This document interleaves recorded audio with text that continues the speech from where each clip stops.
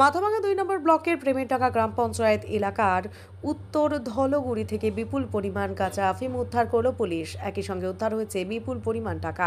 This channel does not promote or encourage any illegal activities. All contents provided by this channel is meant for educational purpose only. Police জানিয়েছে অভিযান চালিয়ে 9 KG 800 গ্রাম আফিম এবং 33,54,000 টাকা উদ্ধার হয়েছে। বাড়ির মালিক স্বপন মণ্ডলকে গ্রেপ্তার করেছে পুলিশ। স্বপন মণ্ডল বিভিন্ন এলাকা থেকে কাঁচা আফিম কিনে নিজের বাড়িতে মজুত করত। কোথায় কোথায় এই আফিম পাঠানো হতো তা তদন্ত করে দেখছে পুলিশ। পুলিশ জানিয়েছে আরও কেউ এর সঙ্গে জড়িত কিনা তা খতিয়ে দেখা হচ্ছে। গতকাল আমাদের কাছে একটা গোপন তথ্য আসে, সেই তথ্যের ভিত্তিতে আমরা রেড করে থাকি গতকাল সন্ধ্যেবেলায় স্বপন মণ্ডল বলে একজন ব্যক্তির বাড়িতে। ওনার বাড়িটা হলো ঘোকসাডাঙ্গা থানার অন্তর্গত প্রেমেরডাঙ্গা জিপি উত্তর ধলাগুড়ি।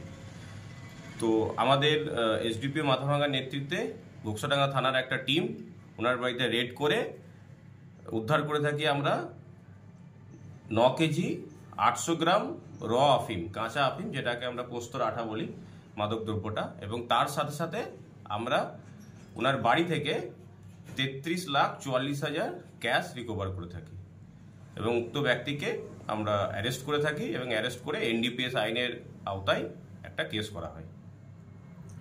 স্যার কি নাম জানেন? ওনাকে অ্যারেস্ট করে, ওনার নাম হচ্ছে স্বপন মণ্ডল, ওনার বয়স 42 বছর। মূল পান্ডা আমরা প্রাথমিক তদন্তে যারা জানতে পেরেছি ইনি এই জিনিসগুলো বিক্রি করেন এবং এলাকায় বিজনেস করছেন। স্যার এই টাকাগুলো উদ্ধার হলো, এটা কি ওনার মানে বৈধ টাকা নাকি? এটা টাকাটার সোর্স কি আছে সেটা আমরা এনকোয়ারি করে দেখব, পুলিশ ইনভেস্টিগেশন করে দেখব। যেটুকু বোঝা যাচ্ছে এটা ক্রাইমের সাথে রিলেটেড আছে টাকাগুলো। স্যার এই সেটা আমরা ওনাকে পুলিশ রিমান্ডে নিচ্ছি আজকে। পুলিশ রিমান্ডে নিয়ে পুরো জিনিসটা ইনভেস্টিগেশন করে দেখব উনি কোথায় এটা থেকে নিয়েছেন এবং কোথায় এটাকে পাঠাচ্ছিলেন। স্যার আলিপুরদুয়ারে এটা তদন্তের সাথে আমরা সবকিছু রিভিল করছি না, আমরা ইনভেস্টিগেশন করছি। স্যার বাজার মূল্য কিরকম হবে? এটার বাজার মূল্য আছে প্রায় 40 থেকে 50 লাখ মতো।